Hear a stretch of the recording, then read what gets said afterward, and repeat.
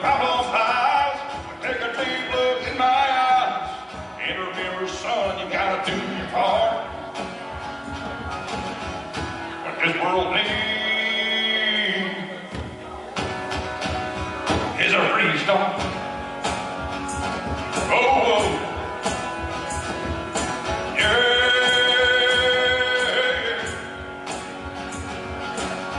Let's get back to simple living. Love your neighbor, don't pay back giving. Reaching out your hand, holding out your heart. You wanna know where the problem lies? Take a deep look in my eyes. And remember, son, you gotta do your part. What this world needs is a restart. Oh, oh.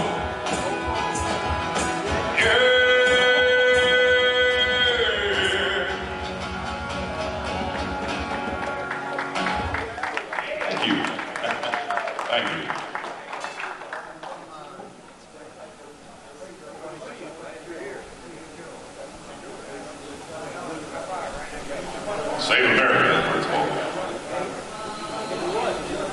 Matter of fact, we wrote this song for the anniversary of 250 years of the country. This hasn't been released. Bobby and I and the band have been working on it. We hope you guys enjoy it. It's called 1776. All right, good. Legacy of Liberty. This great nation has had lots of weather. But for 250 years, nobody's done it better. She's made it through good and bad, smiles and tears. So raise up your glass to the next 250 years.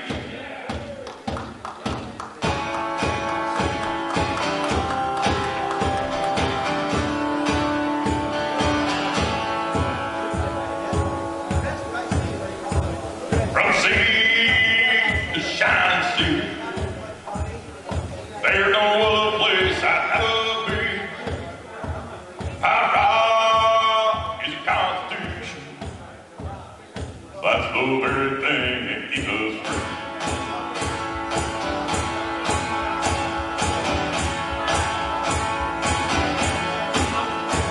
From Betsy Ross to the Liberty Bell, to both world wars we raised hell. Fought hard for freedom and for all rights. Now that's why old glory is still wise high. From sea to shining sea, there's no other place I'd rather be. Our rock is the Constitution. That's the very thing that keeps us free. We had a civil war and a great depression that would have crushed any other nation. We've been tested a time or two, but we never gave up on the red, white, blue. From sea to shining sea, there's no other place I'd rather be. Our God is the Constitution. That's the very thing that keeps us free.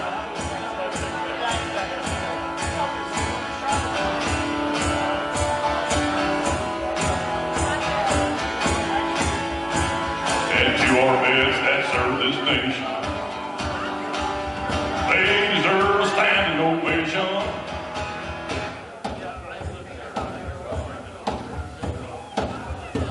From sea to shining sea, there's no other place I'd rather be. Our God is the Constitution. That's the very thing that keeps us free. From sea to shining sea, there's no other place I'd rather be. Our God is the Constitution. That's the very thing that keeps us free.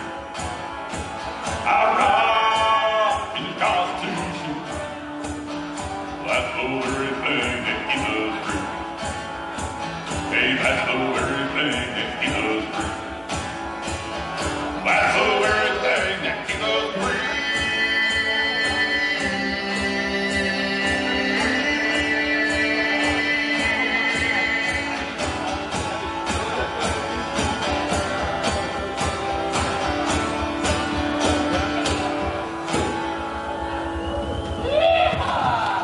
Thank you.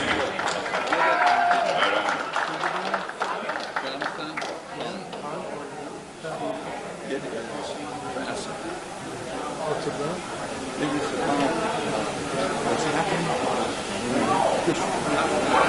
Give it up, please.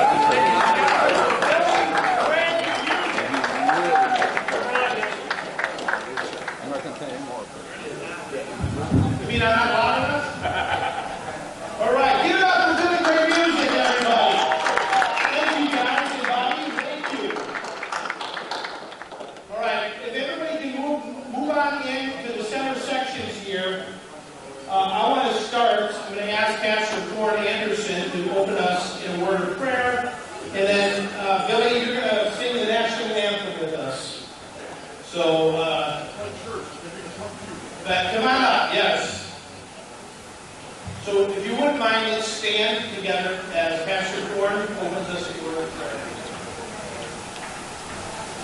With your bowed heads, we pray. Father, what a great God you are. We thank you that while we cannot see the future, we cannot see out from what's going on right in front of us, that your sovereign hand is there and all that's going on. We have great need. Scripture tells us who we are. We know that the heart of man is deceitful above all things and desperately wicked, and we know therefore that we need the blood of Jesus Christ. Lord, I pray for our nation and pray for those who are in leadership, that they will do better than they know. We pray that your Spirit will do a great work in our country to humble those in our leadership to how we need Jesus Christ. We pray that this year will be a transformational year, that the Spirit of God will do a great work across this land. For your name's sake, for your glory, we pray your blessings on us. We pray your presence here tonight. In Jesus' name. Amen.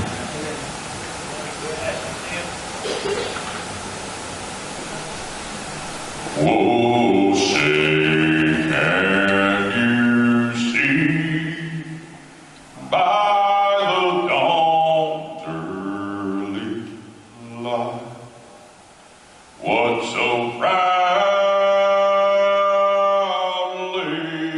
we hailed at the twilight's last gleaming, whose broad stripes and bright stars through the perilous fight o'er the ramparts we walked were so gallantly streaming. And the rocket's red glare, the bombs bursting in air, gave proof through the night that our flag was still there. Oh, say does that star-spangled banner yet wave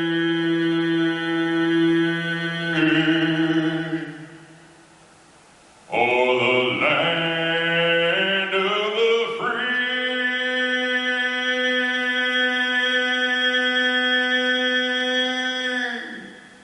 and the home of the free.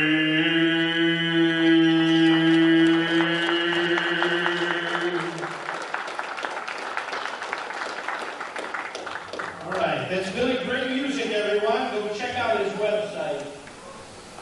All right, my name is David Smith. I'm the Executive Director of Illinois Family Institute and Illinois Family Action. Our mission, as you can see on the screen here today, come on in, sit in the middle, please. Come on in. Thank you. Our mission is to boldly bring biblical principles to public policy. And we do this on two fronts. We do it in Springfield at our state capitol with our lawmakers, trying to educate them on the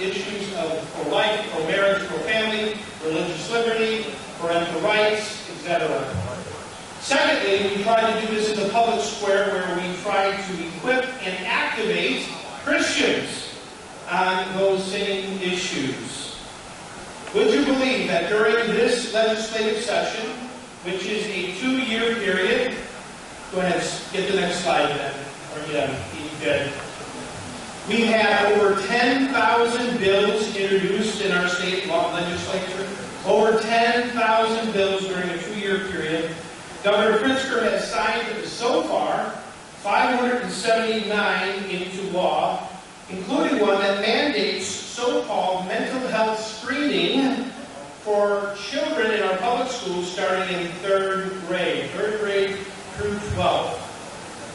Another bill that became law this session requires that those involved in screening the children must reflect a diversity of sexual orientations. That means 8-year-olds will be vetted for mental health by the same people who believe a boy can become a girl and a girl can become a boy. Pretty simple. All right. Our priorities in Springfield this year was opposing physician-assisted suicide, resisting heavy-handed homeschool regulations, and fighting the legalization of prostitution and legalizing psychedelic drugs. By God's grace, those last 3 did not pass.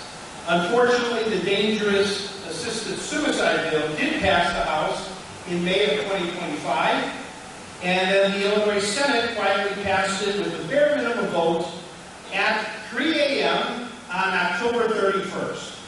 Yes, on Halloween. You can't make this up. Pretty scary. Yeah, pretty scary, that's right.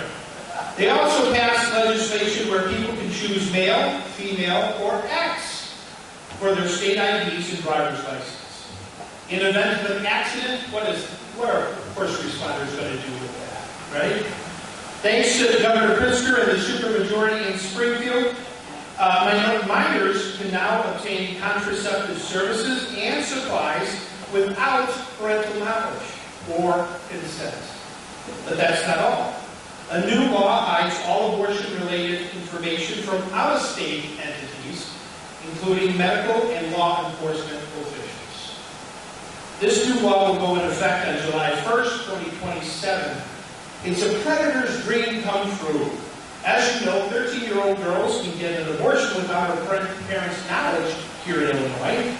This bill, House Bill 5295, will help cover the crimes of sexual predators and human traffickers, allowing them to bring in underage girls to Illinois for abortions, and no one will be the wiser. Not the out-of-state parents or law enforcement. Adding insult to injury, they keep giving themselves pay raises. $30,000 in base pay raises for part-time work since 2019. I'm told that they work 56 days a year. $30,000 pay raise for that. Now, if you want a full list of the bills that we oppose and we're working on, please visit our resource table over there. We have a 6-page Springfield update is what it's called, to give you a full view of some of the stuff that we're proposing and passing. So you also want to know that the Illinois Family Institute produces a voter guide for every election cycle for both primary and general elections. And yes, we are taking orders now for bulk quantities for your churches. Please sign up for our email alerts at our resource table, and we'll make sure that you get a hard copy in the mail or in email. Also on the resource table are handouts about the ballot brigade. How many of you have heard about the ballot brigade? Just a couple of you. All right, this is important. Take the flyer and learn more, please. Illinois Conservative Union, who we work closely with, launched this project in response to election fraud. It was started in California, where one church collected and safely delivered over 20,000 ballots to the election authority. This project will be implemented in churches that allow ballot collections. So you got to get permission from the pastor, the elders, or the deacons, or whoever, okay? Maybe your church can be one of them. There are a number of other handouts and flyers on the resource table, including information about upcoming events and several deeply discounted books over there for you as well. Okay, with all that said, that's my introduction. I want to start with, there's Aaron Delmar is here with us today. He's running for Lieutenant Governor. And we're waiting for Darren to show up. He'll be here shortly. Darren is the Republican nominee for governor in Illinois. So right now, I'm going to move over and introduce Joe and Dvid. You can put that music up.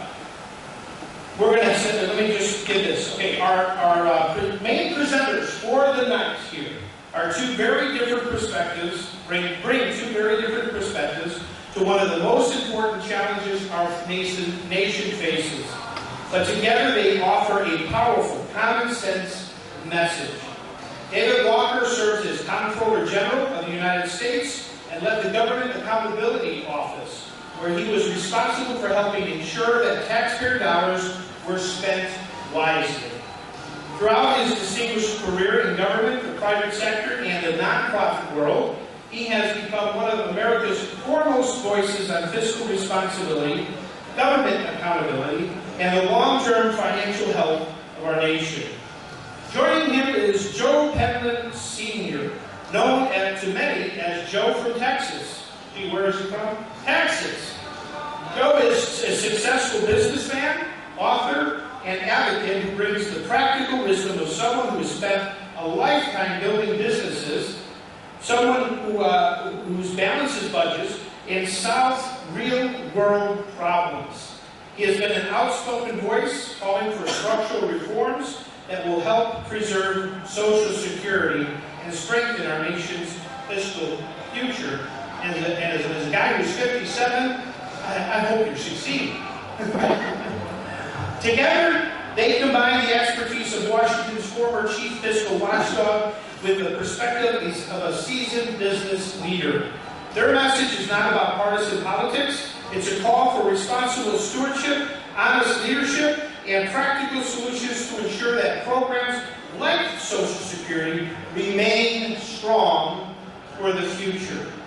Please join me in giving a warm welcome to former Comptroller General of the United States, David Walker, and businessman and author and advocate, Joe Penland Sr.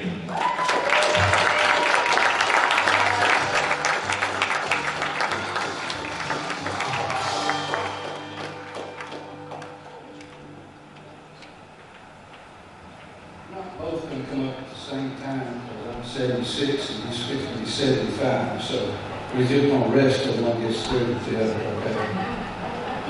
I appreciate it anytime we get to talk to fellow Americans. I traveled with Tucker Carlson trying to help Donald Trump get reelected this past election cycle. These two ladies sitting out here in Mons for America was there with us, and they were helping sponsor that event. And we crisscrossed the United States talking to 6, 8, 10, 12,000 people at a time. I know we made a difference to help Donald Trump get back in the White House.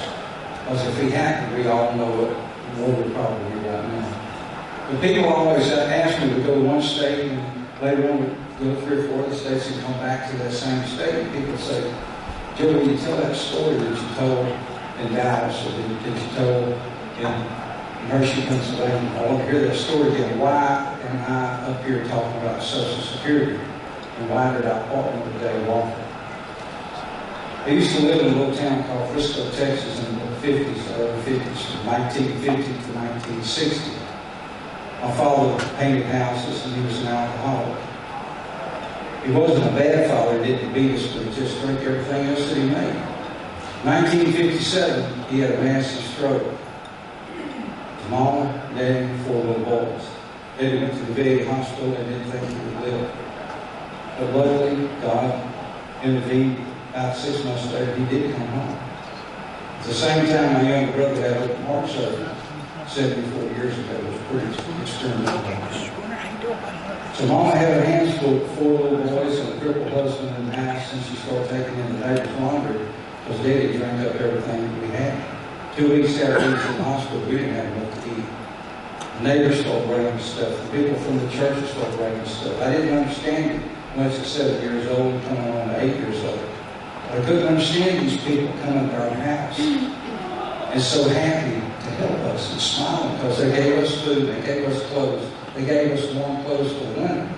I never could understand it about the second or third time. I told my mom, I said, what's going on with these people? Why are they so happy to come and give us something? And every time that man would bring us a bag of groceries, he'd tell my mom, I said, Miss Penham, thank you for blessing me. He shut the door and I told Mom, I said, how did you bless that man? I said, Joe, you get a little older, you'll understand that. Well, the man and his wife came back right a few days before Christmas. He had a double load of groceries. And his wife had some presents. There was some boxes with some jackets and some warm shoes in it. He said, Miss Penham, I'm back. I'm from First Baptist Frisco. He said, you're the family that the church is going to let me and my wife take care of. This is absolutely the best Christmas me and my wife has ever had. And thank you so much for blessing me. And I seen those two people looking at Mom. And Mom looking at them, I'm standing taking a look. And they got a glow on their face. They're all happy. Smiles mixed with tears running down their face. This Miss Penham out the back. We literally didn't have enough to eat. And that was such a big deal to get that. Shut the door, and I said to Mom, put it up, I said, Mom, Nanny's going to have to help me. These people are not kin to us. I don't know these people. Why are they coming to help us? She said, Joe, hand me my Bible. I handed it to her. She read to us always at the night. She thumbed through it. She come to what she wanted to read. She said, and the king said, when you've done for at least 9, you've done unto me. She said, do you understand that? I said, no, ma'am, I do not. She said, sit back down. Let's talk about it. So she explained it to me. And I said, Mom, I want to be happy like that man, not like him. And if that's what it means, it's just going out helping people that don't have as much, it's a promise. Not if I can, but when I can, I'll help somebody every day. And me and Linda have been so blessed, and our foundation has grown to be so large over the years that we literally help thousands of people. Texas Children's Hospital, MD Anderson, the Gift of Life. We've got so many different things. And I told Linda after my second battle with cancer, I said, I got to get out here and build this company bigger so I can help more people. I said, Debie, I think you're missing what God wants you to do. I want you to go talk to a lot of people. You cannot feed everybody.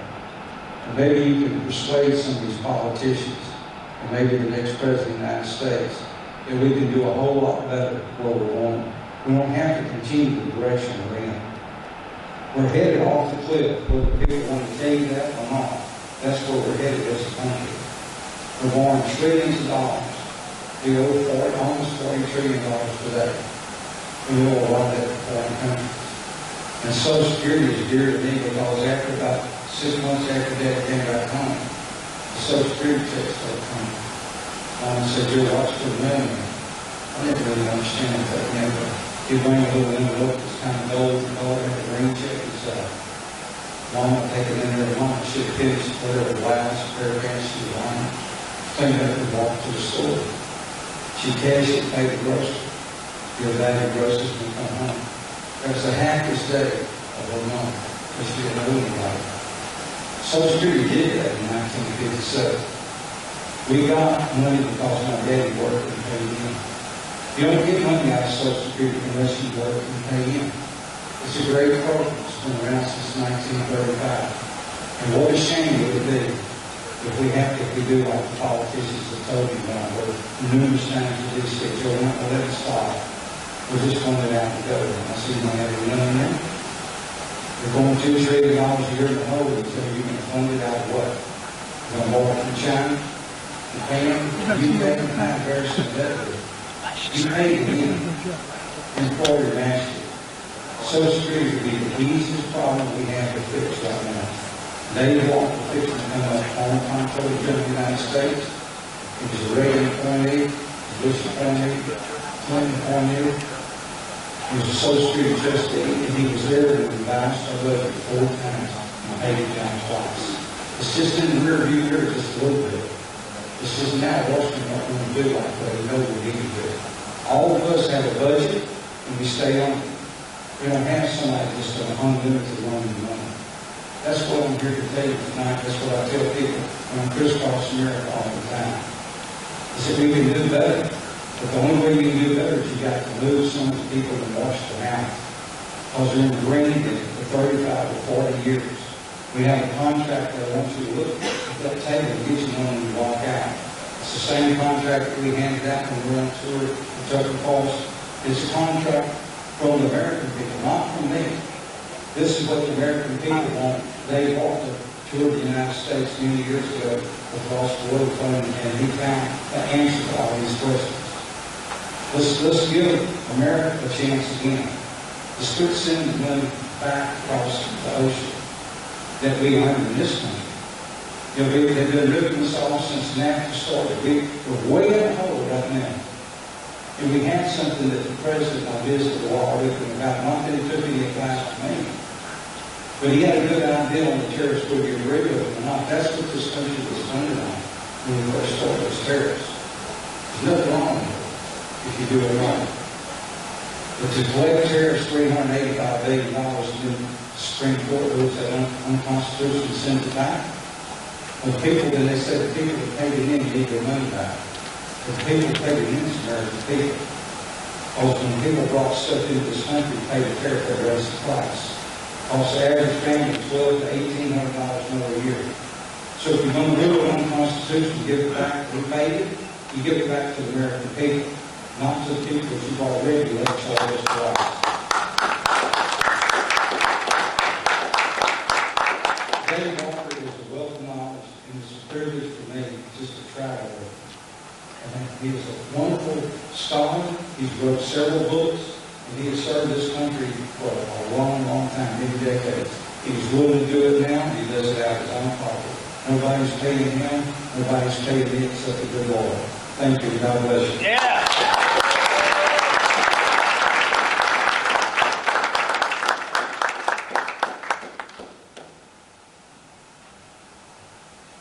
Can you hear me all right? Okay, fine. It does work. Thank you very much. I'm Dave Walker. It's a pleasure to be here with Joe. We call ourselves the head and the heart. Now, we both have heads and we both have hearts. But Joe normally goes first because he's got a very compelling personal story about how he benefited from all three aspects of the Social Security program. And that's what a lot of people don't understand. They think it's just a retirement income program. It's not. It's also survivor's insurance, it's disability insurance, and he benefited from all three, as well as the American Dream. And now he gets Social Security, but he gives it all to charity. And a lot more than that. So what I want to do is I want to give you a sneak preview. This is the first one of the book that Joe and I have written. It's going to come out in January 2027. And the title of the book is Saving Social Security and America. And I'm going to give you an overview of what's in it with an emphasis on Social Security, which is why we're here tonight. But you'll get a better sense as we go through the next place. Next slide, please. All right. What's the problem? The federal government is on an unsustainable path. It's grown too big, promised too much, subsidized too many, lost control of the budget, does not have a strategic plan, is not managed for outcomes, way too much fraud, waste, and abuse. Other than that, it's doing okay. But the fact of the matter is, we are headed for a fiscal crisis, a crisis of confidence in the ability of ourselves to put our finances in order. And if that happens, there will be serious adverse economic, national security, diplomatic, and domestic tranquility consequences. We must not allow that to happen. And you hear this number about $40 trillion, which we're approaching. That's not the real number. That's the lowball number. Because that number does not count unfunded civilian and military pensions, retiree health care, unfunded Social Security obligations, unfunded Medicare obligations. The real number as of the end of last fiscal year, which was September 30, 2025, was $136 trillion and growing very rapidly. Social Security and Medicare trust funds and I put that in quotes, trust the government funds, because they're not real trust funds. They're scheduled to go to zero in 6 to 7 years. Now what happens if they go to zero? Social Security, retirement benefits will be cut across the board 22 to 28% if they do nothing. And by the way, they're real good at doing nothing. On the case of Medicare, Medicare Part A will be cut 11% across the board if they do nothing. And by the way, those percentages will go up over time if we don't act. We must not allow that to happen. So we have to keep in mind that Social Security Trust Fund, retirement income, and survivors scheduled to be completed by 2032. The combined trust funds by 2034. Federal spending is far outpacing revenues, and the gap is growing. And what's our fastest growing expense? Interest. And what do you get for interest? As we say in the South, shanola. Nothing. It's our fastest growing expense. It's the second largest expense, and it's on track to pass Social Security within the next 10 plus years if we don't change course. Next slide, please. Now, a lot of people want to talk about a lot of big numbers. Let me tell you what I think really matters. Not all debt is bad. Some level of debt is okay, especially if you have to fight a conflict, if you have a recession, depression, a national emergency. Some level of debt is okay, but too much debt is not. And the right metric is debt as a percentage of the economy, not debt. Debt as a Freudian slip. Debt as a percentage, debt as a percentage of the economy. And when you look, you'll find that our country was founded on a set of principles. And one of the principles was stewardship. Not just generating positive results today, not just leaving things better off when you leave than when you came, but better positioned for the future. And remember what George Washington warned us of in his farewell speech: avoid excessive debt, avoid foreign wars, avoid regionalism, and avoid factionalism. And by that he meant political parties. How are we doing? Not too well. Okay? And so the fact is, for years, up until World War II, we never had debt to GDP of over 40%. Very manageable level. World War II, we fought the Axis powers. We defeated them. We avoided attack on our homeland. Hawaii was not a state at that point in time. In addition to that, we saved the free world. We ended up investing in bringing back Europe and Asia, including some of our former adversaries.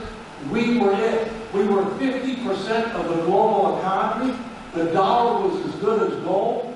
We brought back fiscal responsibility and pro-growth policies, and debt to GDP plummeted. And then we started losing control again. We regained control. The first 4 years I was Comptroller General, we had surpluses. We paid down the debt 2 of those 4 years. In 2003, 3 things happened where Washington lost control. Second round of tax cuts that were supposed to pay for themselves, they didn't. We invaded a sovereign nation without declaring war for the purpose of toppling the government and trying to change their system.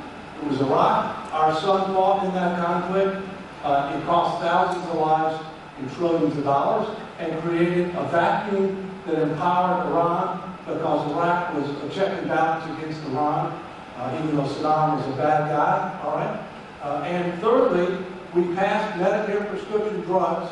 We added $8 trillion to our unfunded obligations when we were already underfunded $18 trillion. Those 3 things happened within a 1 calendar year period, which told me things were out of control. So here's where we were, here's where we are. The problem is where we're headed. We're headed from 100% of debt to GDP to 175 in 30 years if we don't change course. That is third world nation status. We will never get there. We will never get there, and I believe that we can have a debt crisis before Social Security goes bust. And so we must wake up and start making choices. Next one, please.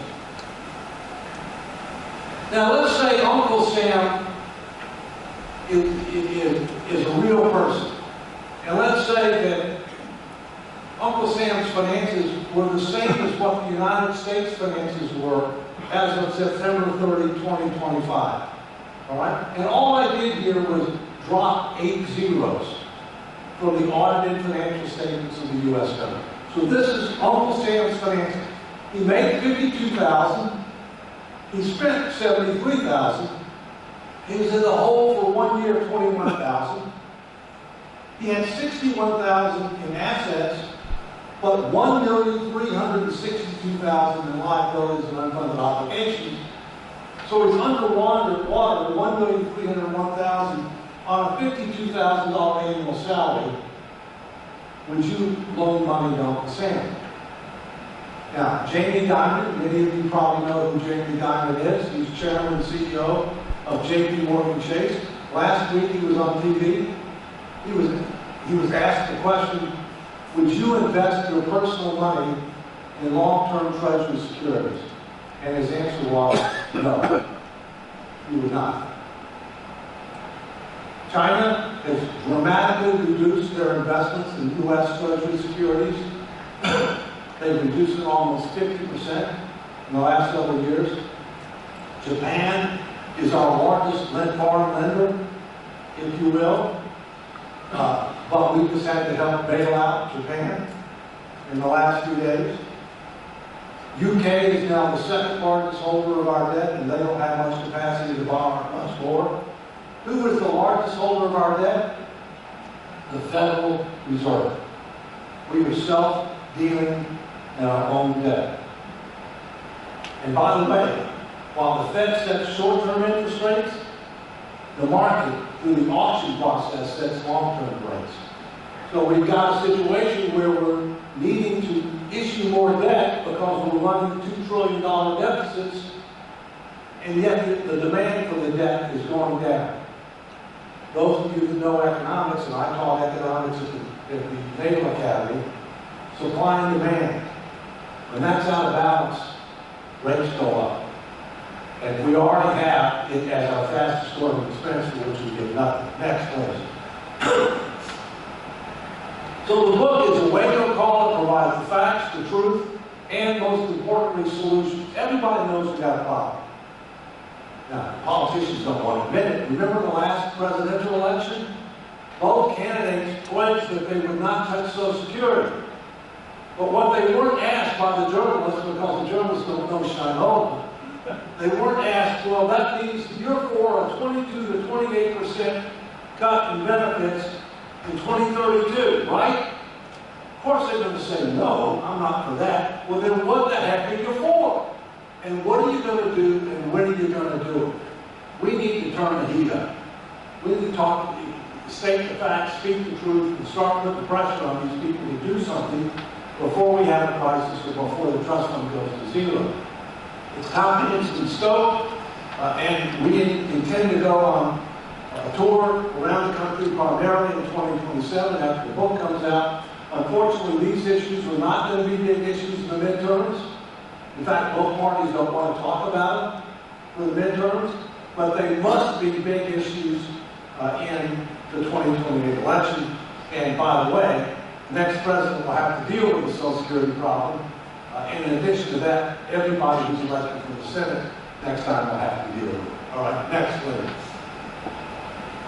So the book covers several areas with solutions, and I'm going to talk to you about Social Security. Social Security, budget controls, health care, taxes, defense, government organization operations, political system, and several other issues like education, energy, and environment, and immigration.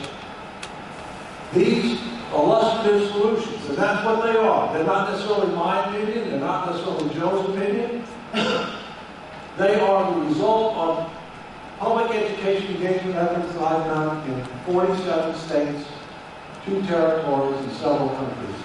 And they represent a illustrative solutions to solve these problems that receive supermajority support from representative groups of voters. The people are way ahead of the politicians. They know you can't spend more money than you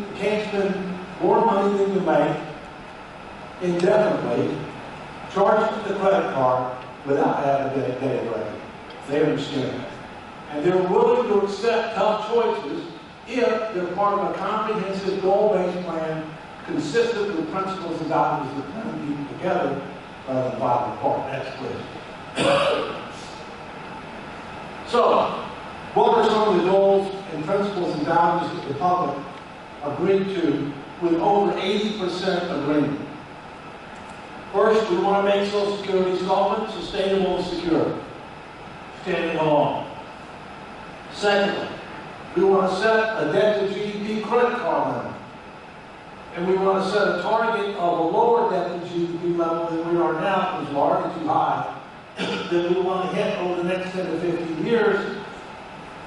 But the interim target triggers an automatic enforcement mechanism. Thirdly, the problem is primarily a spending problem. But you can't grow your way out of this problem. The math doesn't come close to working. You can't just cut your way out of the problem. And you can't tax your way out of the problem. So everything's going to have to go to the table. We're going to want pro-growth policies.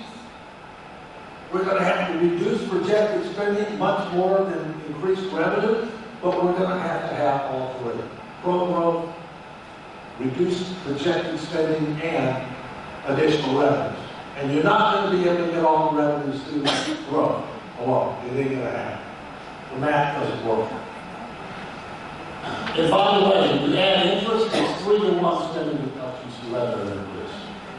Because if you increase revenue or you decrease spending, the same interest. And interest, again, is our fastest growing expense. And then you want to set the principles and values that bring people together. And here's what the public agreed to with over 80% support. Pro-growth. Grow the denominator faster than the numerator. Socially equitable. We need a solid, sustainable, secure social safety net for those who are truly in need. But we don't want to discourage work. And we don't want to be paying things to illegal immigrants. Thirdly, culturally acceptable. We are a capitalist system. We have to be competitive internationally. And there's a limit as to how much we can tax and have economic growth and opportunity, etc. Fourthly, mathematical integrity. You can't have multiple sets of books, and you got to have reasonable assumptions that you're basing things on. So it's intellectual honesty. It's got to be politically feasible. You got to pass the House, pass the Senate. Certain things require at least 60 votes, like Social Security reform, and you got to get a signature of the president. And if you can't do that, you're wasting your time. So it's got to be politically feasible. A lot of people have a lot of ideas. We ought to do this, we ought to do that. But if it's not politically feasible, you're wasting your time. And then meaningful bipartisan support. You need to have at least 20% of the minority party with it. Why? Because the margins are so close. The minority party today could be the majority party tomorrow. That's right. And if you don't have a meaningful level of bipartisan support, it won't be sustained over time. Next slide, please. We're getting close to it. So what about Social Security? Here are some of the illustrative reforms that 77% of representative groups of voters agreed to. We need to maintain a defined benefit base for Social Security, not convert it to a defined contribution program. And keep in mind, Social Security is 3 programs. It's not just retirement income, it's also survivor's insurance, and it's also disability insurance. We should have a gradual increase in the normal retirement age, like we did before. E.g., 1 month per year over 24 years. Number 3, we should raise the payroll tax cap, which, by the way, we did in 1983, but not eliminate it. The cap's been eliminated for Medicare, but that's 1.45% for the individual employer. Social Security is 6.2. We should adjust the benefit formula to try to be able to provide a higher replacement rate for people near the poverty level and a lower replacement rate for upper middle income and upper income, but don't turn it into a welfare program. Maintain that everybody who pays in gets something. Social Security has lifted seniors out of poverty dramatically. Seniors had the highest poverty rate when it was enacted in 1935. Now they have the lowest poverty rate. The highest poverty rate in the United States is children, and they represent our future. We need to adjust the COLA to be more reflective of cost of living for seniors. They have a different basket of goods than the general population. There are certain inequities in the system we have to deal with. And once we start building up the trust fund again, we need to make it a real trust fund with fiduciary responsibility and liability. And we need to give the trustees more flexibility on how to invest it rather than requiring them by law to invest in U.S. Treasuries only. At the time that was put in, everybody thought U.S. Treasuries were the safest investment in the world. We can debate that now. And, you know, modern investment theory says you need to have a more diversified set of proposals to try to achieve better returns given a certain level of risk. And then last, for people who do not have an employer-sponsored retirement plan and an automatic supplemental individual account that's in their name, that they control, that gives them additional amounts other than the basic defined benefit, we've got to get our savings rate up. Automatic savings works. And this is something where people can have to supplement their retirement income and to give to their heirs. Because right now, if you pass, before you're even eligible for Social Security, you get a death benefit. And that's it. You don't get anything else. And we do have to get our savings rate up. So in closing, we need three things. And Joe and I are pushing for these three things. One, DOGE didn't do what needs to be done. And they didn't go about it the right way. They were looking for fraud, waste, abuse, and mismanagement. It'll never be zero, but it's way too high. They use artificial intelligence to try to help. That's good. We learn lessons from that. But they way overstated data set this. Way overstated. The current fraud task force is doing some important work under Vice President Vance, but they're way overstating what they're saying too. And even if we eliminated all fraud, waste, abuse, and mismanagement, based upon the highest estimate by the Government Accountability Office, which I ran, it only solves about 20% of the problem. So we got, and we're not going to do that. So we got 80% left. So we got to do that. So we need a task force that will look at what's the federal government doing there compared to the Constitution. What are these departments and agencies doing as compared to the statutes that created it? There are huge differences there. Government's grown too big, promised too much, subsidized too many, or has no plan, does not manage to achieve outcome-based results. Do that. Develop a set of key national indicators, economic, national security, foreign policy, domestic. What are we trying to accomplish? How do we measure success in outcome-based terms? How are we doing? Are we getting better or worse? How do we compare to others? Once you have that, you're in a position to decide what should the federal government do, what should states do, what should localities do, what should the private sector do, what should the not-for-profit sector do. You can dramatically reform the organization and operations of the federal government, the relationship between federal, state, and local, and save huge sums of money while increasing performance and enhancing outcomes. That's what's needed. We've been in business since 1789. We still don't have a strategic framework. We still don't have outcome-based indicators.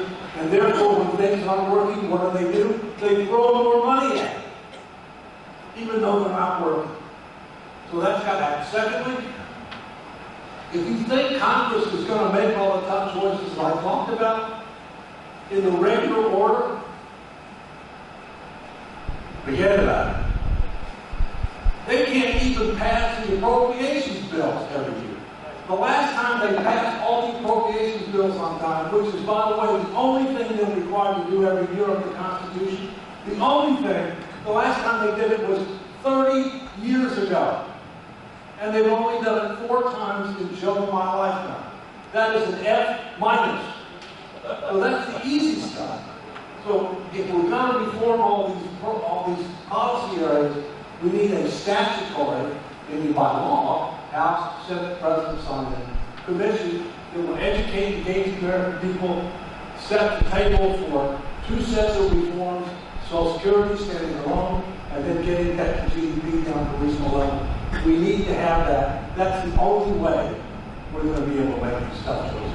And we need to do it sooner than last.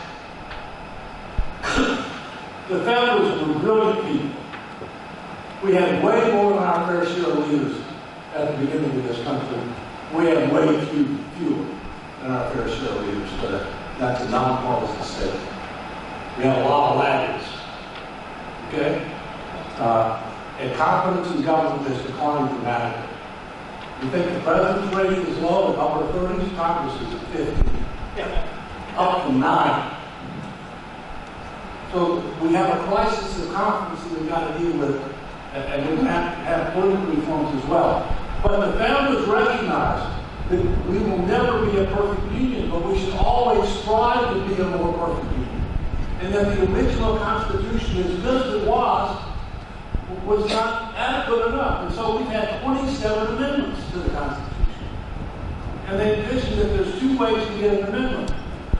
The old-fashioned way, 2/3 of the House, 2/3 of the Senate pass an identical bill, send it to the states, we courts have to ratify it. Or, if Congress was so out of touch, so out of control, or had conflicts of interest, and wouldn't do something that needs to be done, then the states needed to have the ability to do it.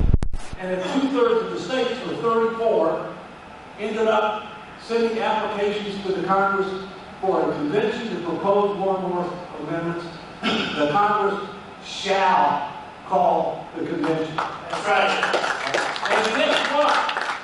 The not-for-profit entity, one of the 2 that I had, called the Federal Fiscal Sustainability Foundation, found out 3 years ago that there were enough active applications in 1979 that Congress should have called the convention.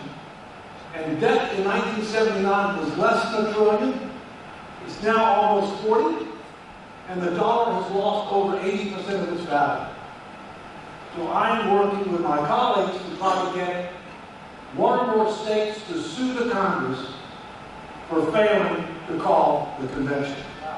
Because the only thing that will bind current and future Congresses to restore and sustain fiscal sanity is a constitutional amendment.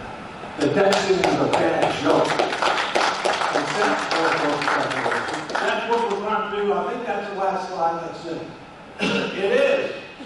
Thank you for your time and attention. I think we can take some questions. Joe, you come up, my friend? Yes, sir. That would be a great thing to have that in the Constitution, because then constitutional leaders then have to do it. If they don't, it would be false to the oath of office. Well, the other thing is you have to have an enforcement mechanism for it, right? Automatic things happen. And one potential enforcement mechanism is if you try to override the Constitution and ignore the automatic enforcement mechanisms, you can't stand for re-election. You're done. You're done. Hi, I love your presentation, and we definitely need more people to understand what's going on and how we fix this problem. What I see, I don't know how we will ever succeed, though, if we don't address what's actually happening in the population. I watched my parents work hard their whole lives and struggle and have barely enough money from Social Security after they retired. Yet their people they knew, neighbors, people who weren't citizens, got Social Security, got more than they received. People who had not even worked until they were in their 60s were getting and living on Social Security and getting more than my mother or my father received. In addition to that, I saw, growing up, I was surrounded by people, youth, that had, for example, my best friend, her father died when she was 2. She got a check every month for the rest of her life, did not graduate high school because as long as she stayed in school, she kept getting her Social Security check. So every month she bought candy, she bought cigarettes, she bought makeup, she loved it, and she stayed in school until 21. Got that check every month. Another example is we have family members who passed away, worked their whole life, just got to 60, 64 years old, they died, and everything that they put in that system and that their employers matched, where did it go? So these are the things that are infuriating the everyday, hard-working people. So Yeah, well, a couple of things I'll turn to Joe is he wants to talk about Social Security. Illegal immigrants should not get federal funds, period. Period. That doesn't mean you have to be a citizen. You know, you could have a green card, you're a legal immigrant. We need a new category, yellow cards. Yellow cards are people that are here temporarily to try to be able to meet needs that we have from an economic standpoint, but they're not here permanently. They're not going to be here long term. And by the way, maybe we end up charging employers a certain amount to hire those people, and maybe we put that money in the Social Security Trust Fund. You're also talking about a number of abuses that exist, which obviously have to be looked at. But overall, the system works pretty well, but there are issues like you talked about that have to be addressed. Joe? Another problem Social Security has is without employment. You know, government has not stayed up with technology. Letting us live on. Social Security started in 1935, first check went out in 1940. The average American lived to be 60. Now we live to be 78 or 80. So that program does not work. The other thing that happened when the first check went out in 1940, there was 162 people paying for IMA Florida with lady through the first check. Now we got 2.4 people paying for every person join. This thing has grown, it's exploded because we're all living longer. We've got less people working than paying. We have to reform it. Nobody sitting in this room today is wearing the same size shoes that they wore when they were 3. When we grow, we have to reform it. We can do that, and at the same time, we need to take the fraud out of it. We need to fix it, and like Dave said earlier, if we reform it and get it right, then if somebody dies at 55, the family gets that money instead of just going to waste. Yeah. And let me mention one other thing that frustrates me about Social Security reform. It's the easiest thing to reform because we can exceed the expectations of every generation of Americans. And let me tell you why. Young people, and there are a number of you that are here, everything is relative when you say young, right? But they don't think they're going to get it. And they're wrong. They're going to get it. They may get it at a different age, they're going to get it, okay? Seniors think they're going to get taken advantage of. I could use other words, but I won't, okay? And they're wrong, because it wouldn't be equitable, it wouldn't make economic sense, and it's not politically feasible. So therefore, we can reform the program, phase in the changes over time. Nobody who's currently in pay status or close to pay status is going to get a cut in benefits. We're going to do things on a prospective basis, and everybody gets more than they think they're going to get. I call that a win.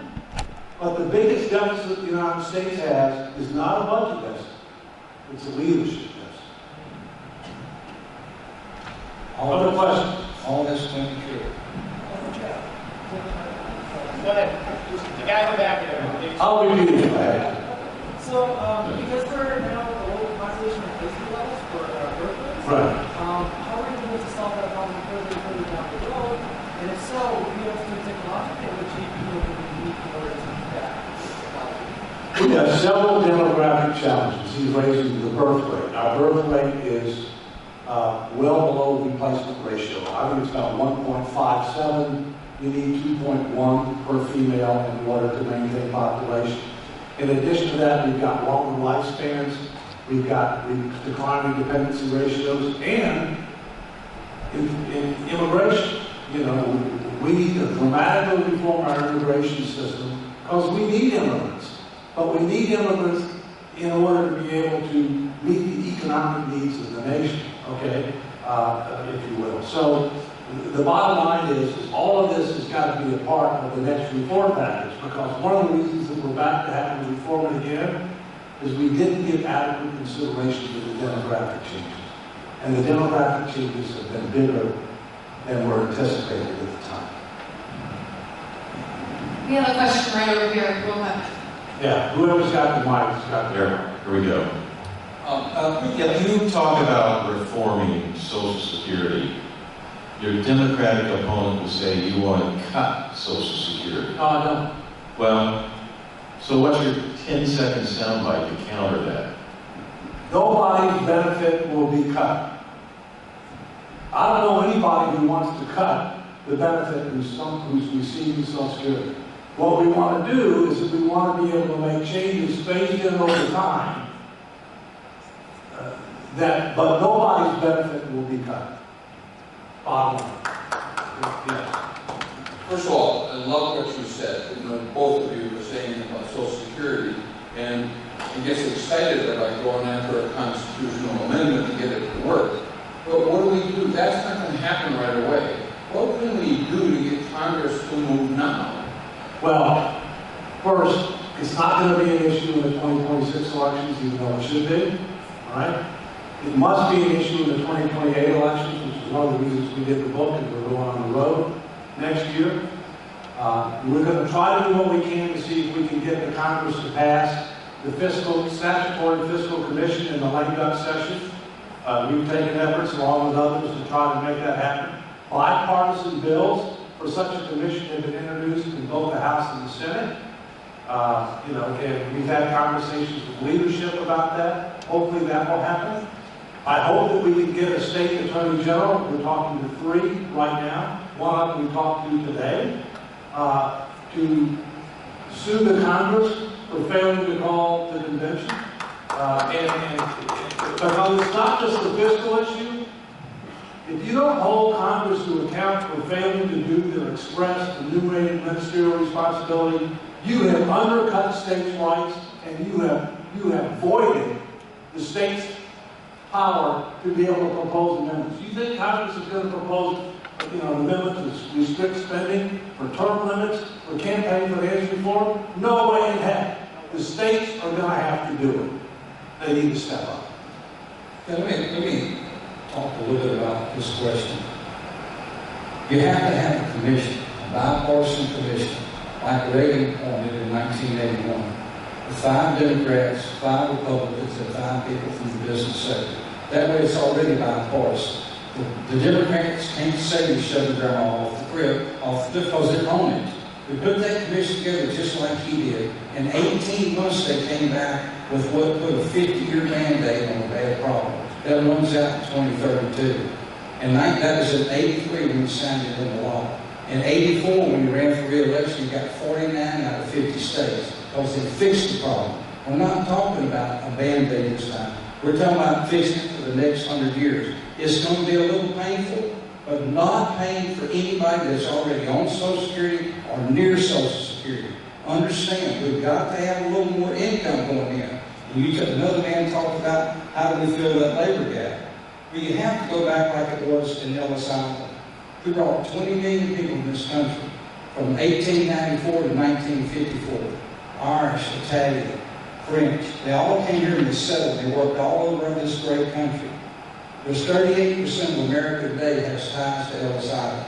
If you do it right, it's a good thing, because with the declining birth rate that the gentleman talked about earlier, we can't keep up with the workforce. The president's got $6 or $7 trillion pledged to come to this country to build plants and refineries and other manufacturing. We don't have people. I've talked to him about that. We've got to reform our immigration policy. Thank God he shut down the border. Let me tell you something, one more thing on the border. I visited with the president in a roundtable session in D.C. 2 months ago. There was 8 people, plus the speaker and the president. And everybody answered their questions about that. They didn't like it. The terrorist was hurting this guy because he was a builder. This guy was a sugar manufacturer, and they didn't like the fine sugar. And he's all asking the president about things. And got to the end, the speaker said, Joe, do you have a question for the president? I said, I got a statement. I don't know why anybody in this room or anybody in America voted for the president. I'm glad you did. But I can tell you, I'll build the camps, the border camps, the floor for border camps. From California to Florida. What you seen on the news and what you heard is nothing to how bad it was. I had no less than 10 camps on the ground the entire Biden administration. We built a camp for 1,000 people, go back 2 weeks later after they filled it up to fix anything that didn't be repaired. That's 7,500 people in it, or 1,000 camp capacity. Now, I had one, alligator Alcatraz in Florida. We've taken that up now, because 0 people come across the border. Think about it. 0 people come across the border. And I visited with the president, I said, you know, you did a State of the Union address. He talked about a woman that her daughter got killed, raped, and butchered. And the Democrats wouldn't even stand up. That's the best thing that could have ever happened to anybody running against a Democrat. Can you imagine not standing up for a woman that lost her child? Democrats are traitors to this country. Absolutely. And then we had that happen in Texas, a 12-year-old. For 2 hours, they tortured and butchered her, threw her body in a ditch, 2 illegals. They did that on our streets. What do you think was happening coming across that border and nobody watching what they were doing? Thank God this president stopped that. For any other reason, you got to go to Payton Field right there. If anybody ever seen a child being mistreated, we went down there and seen people that were raped about 5 hours before we got to the camp. 12-year-olds, 8-year-olds. Your former president was enabling cartel to use women and children and get them slaughtered. And Donald Trump stopped it. Thank God for him on that. All right, we have 2 more questions. Did you have one? I really like your plan. I like the spending restraint, the fiscal discipline, and all about that. The one, and the book is written, and I'm looking forward to reading it. The one thing that concerns me about implementing the plan is the word equitable. It's been ingrained in me, equity is the opposite of equality, and if you have a bipartisan group working on making this saving plan work, that word equity could be a slippery slope into making exceptions and other exceptions and other exceptions. It's going to be tough as it is, but it has to remain disciplined. I think the book will make it clear as to what the intent is. Okay? You know, one example I said is federal money should not be used for illegal immigrants in any way. Okay? Now the states can do what they want. They're separate sovereign entities. If they want to do something, they got to do it out of state money. Okay? And by the way, your state, because I know a fair amount about state and local finances too, Illinois is bottom 3 in financial condition. And Chicago is a bastard case, all right? And they will tell you that they balance budgets. Total BS. All they do is they balance cash flow. You know how they balance cash flow? I'll give you a few examples. They don't make pension contributions. They borrow money on revenue anticipation bonds and count that as revenue, when in reality it's more debt. So, and understand this. When the federal government restructures, because they will, either voluntarily or involuntary, bad news flows downhill. It's called gravity. And so one of the reasons I'm going to Utah next week is to talk to 20 state leaders, is they need to start preparing for that eventuality. It's going to happen. It's a matter of when, under what circumstances, they need to start preparing. All right, we have one more question over there. I apologize, I don't know the latest, but what's your opinion on the Dignity Act at the federal level? The what Act? Dignity? Vagrant? Dignity Act. Bipartisan, on immigration? I have not read it, so I don't want to BS it. I will take a look at it when I get home. Thank you. You're welcome. Okay, ladies and gentlemen, let's give a big round of applause to David.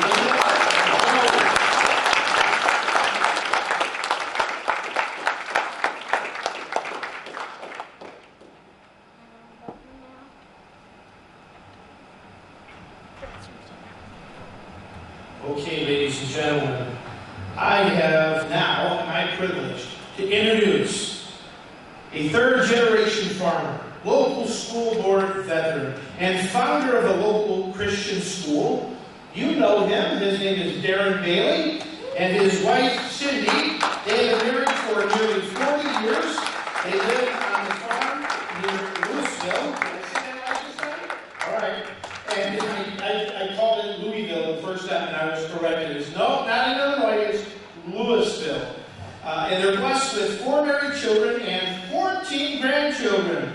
Darren has built his life on the values of faith, family, and farming right here in Illinois. Having served both in the Illinois House and the Illinois Senate, he brings a proven track record of fighting higher taxes and standing up for conservative principles. And you could say I'm a big fan, but that would be poking fun. I am a big fan, Darren Bailey.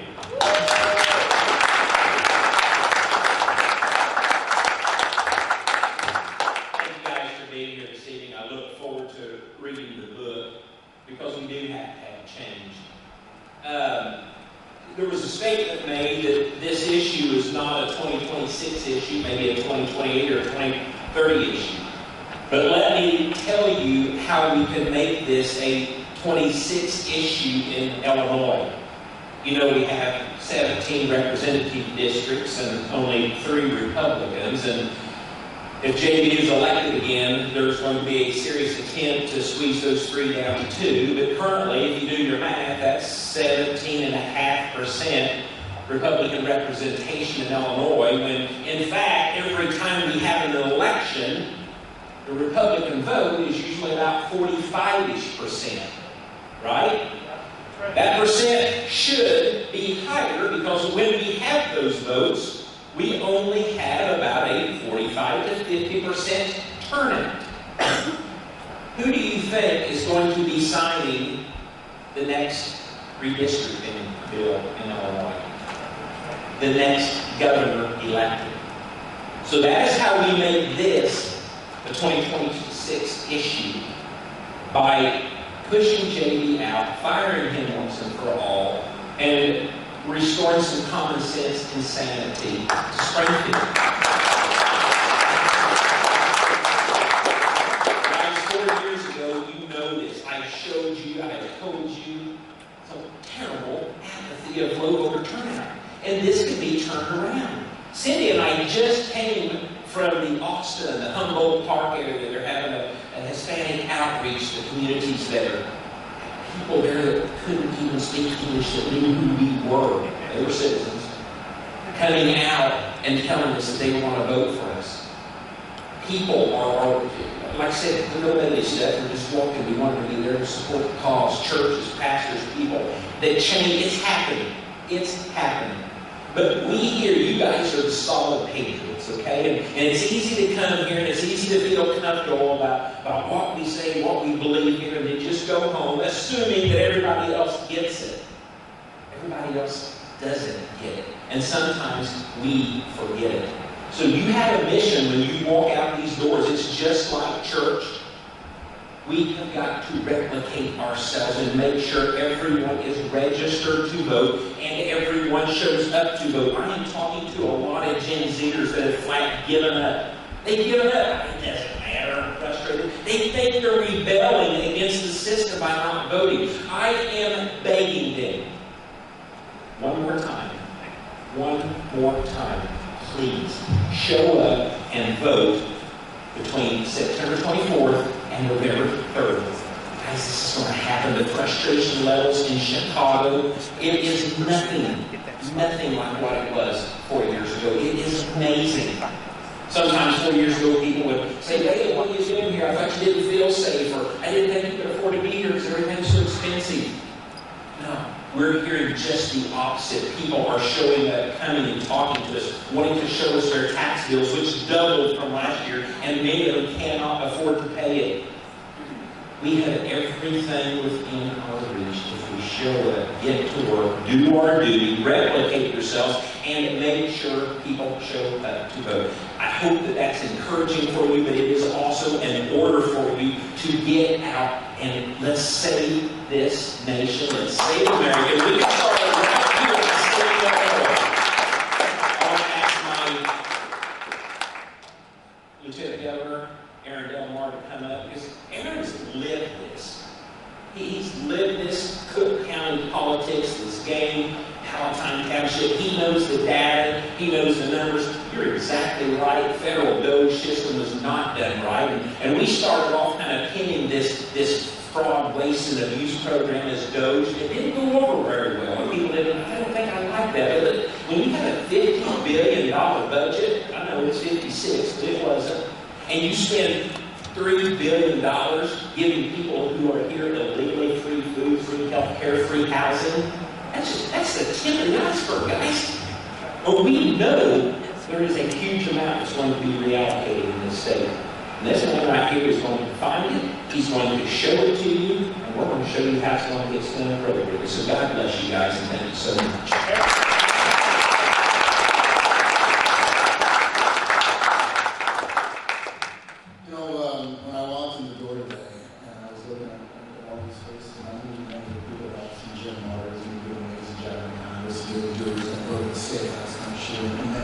Candidates, and I think the beautiful sign is the Save America. We do that by doing Jimmy Bristol, because he's not just running for governor, he's running for president of the United States. As he auditions in New York, and California, and Michigan, and all these other states, for the next job, not the one that he's running for, he's bringing a Midwestern state farther and farther to the left. And Darren hit it on the head. When you talk about somebody that passes the largest budget that Illinois has ever seen, $56 billion. When he took over in 2018, it was only $40 billion. $16 billion increase. You know, Darren and I are running on a campaign about affordability, because anybody here have lower property taxes now? Well, what do you mean? The lottery was supposed to save it. Remember? The lottery was going to save us all. It was going to fund education. Well, then they said, you know what? The lottery didn't get it done. We're going to open up 5 casinos in Illinois. And we're going to put slot machines in every breakfast joint, every bar, and every restaurant in all 102 counties of Illinois. And no one's ever going to pay another dollar in property tax, which funds education. What happened then? But that wasn't enough. They said, you know what? We're going to legalize marijuana, and we're never going to have to pay for mental health again. Where did all that money go? $2.5 billion went to people that moved into the United States illegally, came here, 65,000 people came to the city of Chicago over a 6-week period. Anybody here ever been to a Chicago Bulls game, or Chicago Cubs, White Sox game, Bears game? Think about that for a second. If every seat in that stadium is full, take that times 2. That's how many people came in. People say, well, you're heartless. What are you supposed to do? Frame it like this. If you don't have health insurance in Chicago, you have to go to Securityu hospital to get because your arm's broken, you need a cash, you need an x-ray. And it normally takes 8 to 12 hours to get there and get that done.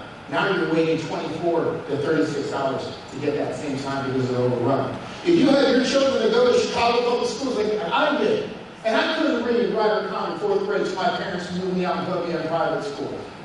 And they don't check immigration status. So you have 28 students to one teacher. Now it's 38 students to one teacher. Do you think your kids getting a quality education here in Illinois that we're all paying for? These are the issues that Darren and I are talking about. Does anybody feel safer now than they did 7.5 years ago? Because the Safety Act was going to save us all and keep everybody living, cranking, safe, and calm. It's not happening. We had an opportunity to save America in 2008. Everybody remember Barack Obama? That was our chance to save America. And we didn't get it done. History will repeat itself if you don't learn from the lessons of the past. This is our opportunity to stop this right here, right now. Ladies and gentlemen, this is the team that you might have naturally picked. There's people in this room that made it on and said, this is the guy who won the primary. Primary's over. This is a team that's standing for you now. This is a team that's working and doing 18, 19 events a day, that's fundraising, that's going on TV, that's doing everything that we need to be successful. We're not waiting. We're not paralyzed with fear. We are not asking. We are moving forward, and we're moving strong, and we're moving hard. And we look forward to your support. We look forward to saving America and taking out Debie because we're doing it. Thank you.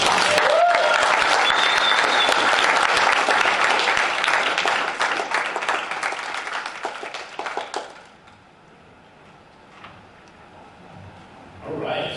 What a good duo there, huh?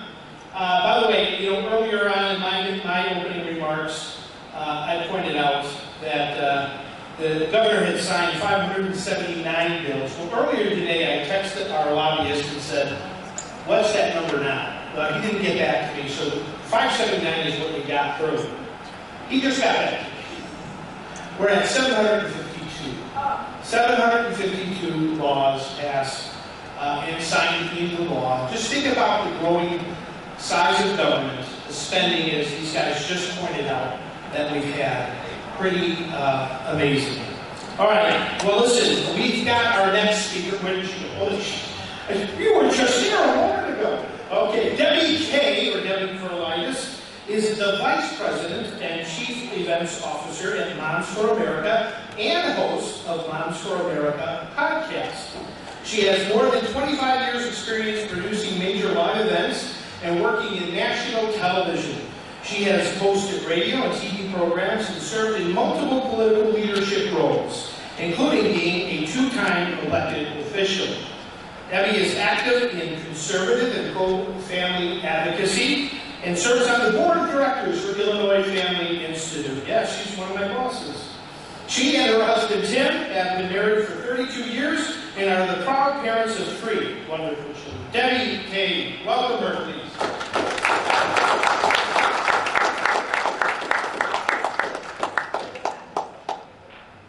I'm just going to speak for a few minutes, but thank you, Dave Smith. Let's give Dave a round of applause. Do you know how hard this is to be an activist? Let's just say this, the only pro-family activism group in the entire state of Illinois. That is what Illinois Family Institute is. The C3, the C4 side, Dave Smith and his team does a great job.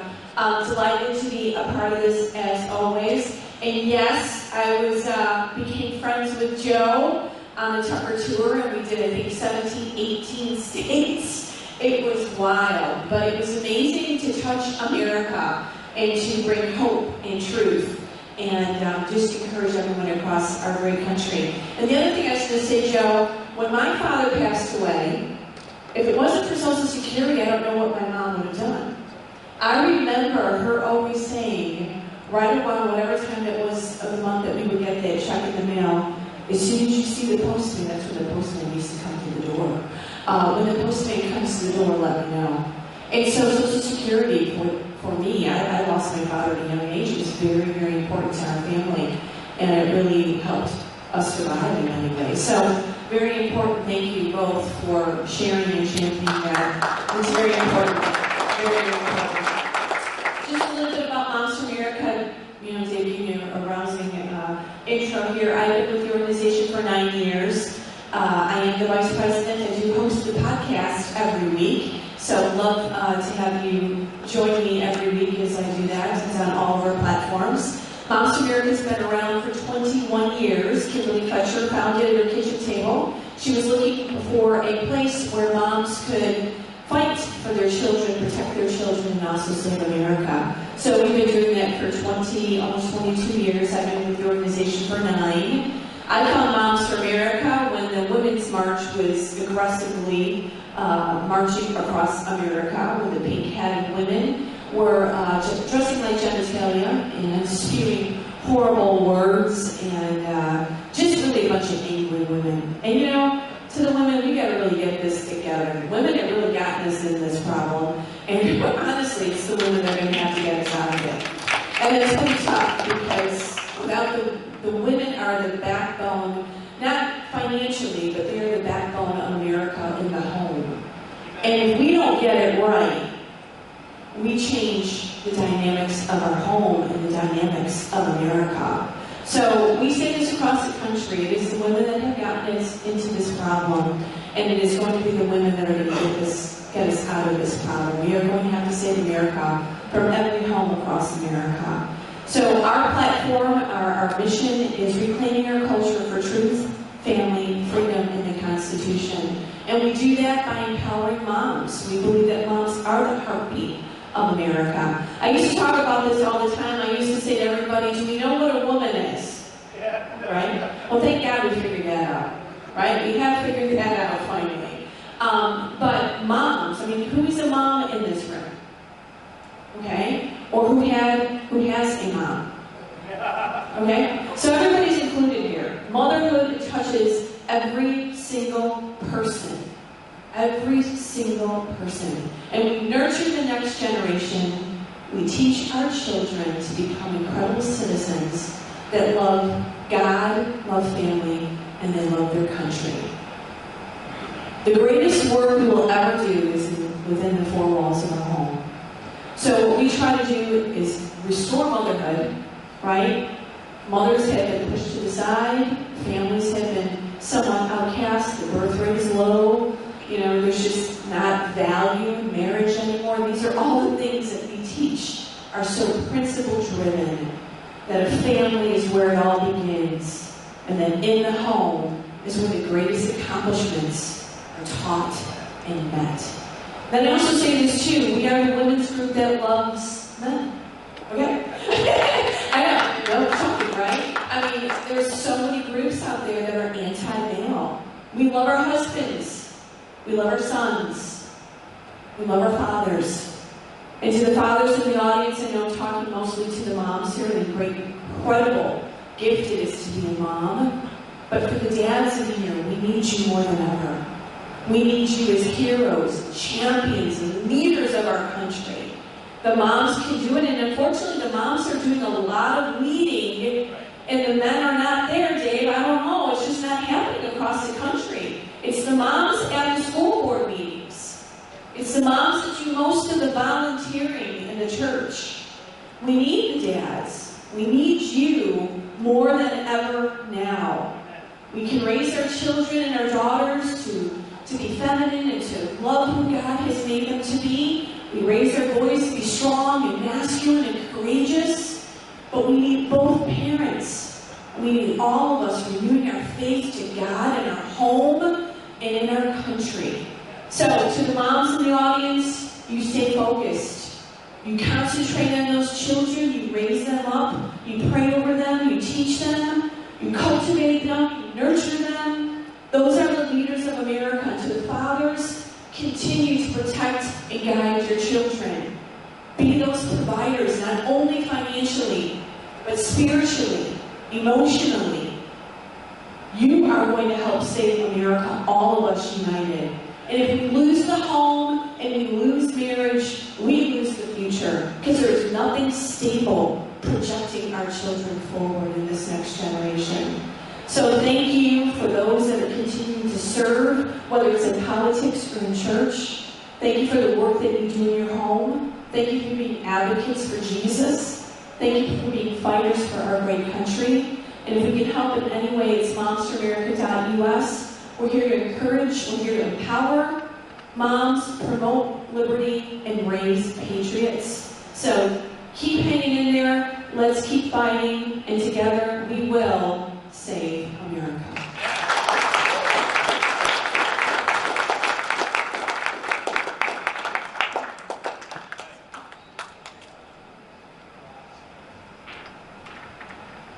Thank you, Debbie. Those mama bears are nothing to be messing with, but you know what? We need to back them up with some papa bears. Papa bears need to show up, don't we? That's true. All right, well, listen, we've got two more speakers I want to bring to your attention here tonight. Our next speaker is a proven conservative, a small business owner, an IT software consultant, and a relentless fighter for the American dream. He has served as a local library board trustee, a county party chairman, a youth sports coach, and a community leader for 2 decades. Put the slide up for James Marter, will you?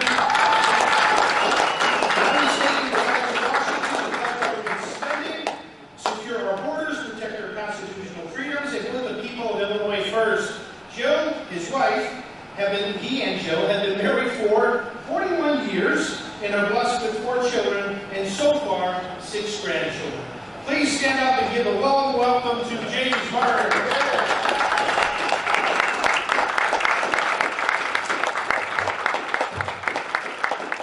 Well, honored to be here with all of you tonight. We have some awesome speakers.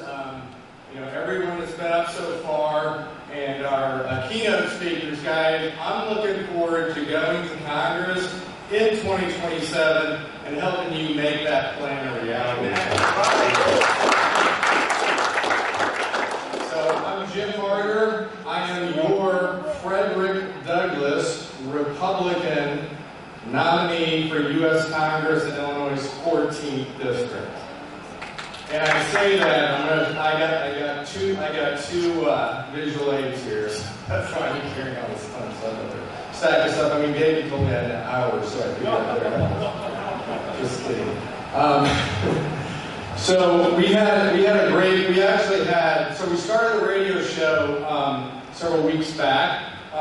David and Joe were both guests on our show, so we got the very short crib note version of this whole thing. I was glad to be here tonight to see the team. Very, very much looking forward to the book and implementing it. We also had a guest his name is K. Carl Smith. And he is a man who's written 4 books. And I've got one of the books right here. And this book is titled Douglass versus Marx. It's got a picture of Douglass and Marx. They were both born in 1818. 2 worldviews, one America, radically different. If you look at my race, I have an opponent, Nursa